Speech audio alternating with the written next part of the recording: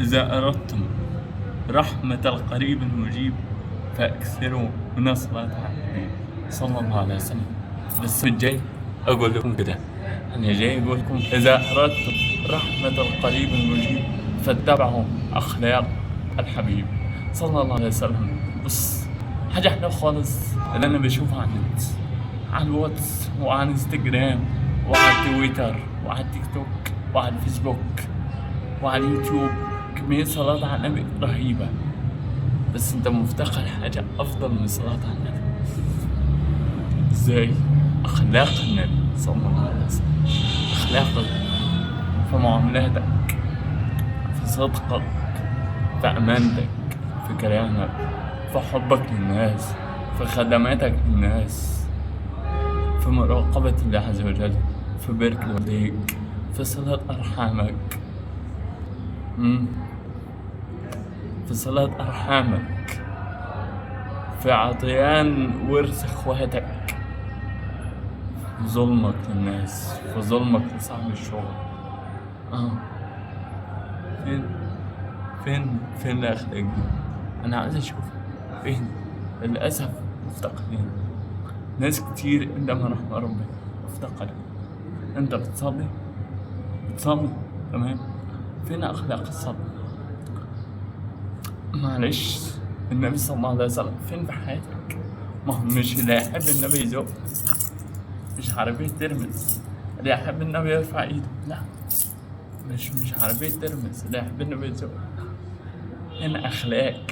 من يدعي حب النبي ولم يفد من هديه فسفاهته هراء. فالحب أول شرطه وفروضه إن كان صدقا طاعة ووفاء. فالحب أول شرطه وفروضه إن كان صدقا طاعة ووفاء. حب النبي ومش متابعه يبقى سفاهة وهراء، هري على الفاضي. فالحب، أنت لو كنت بتحب خالد صدقا هتتبع خالد.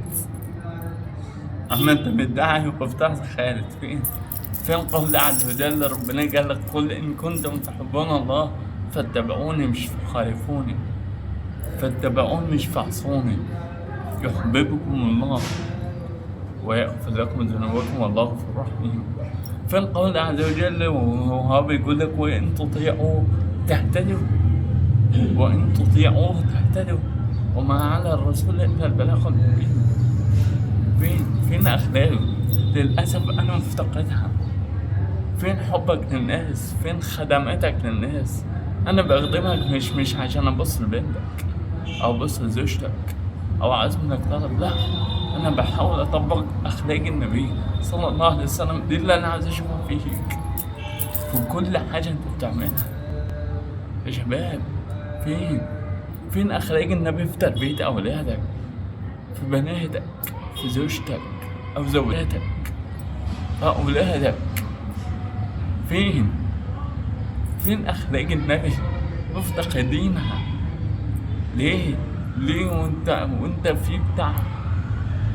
في بتاع مليون دين على وجه الأرض، وانت ربنا كرمك خليك من دين الإسلام، طلع من اسمك هو الدين الوحيد اللي صح.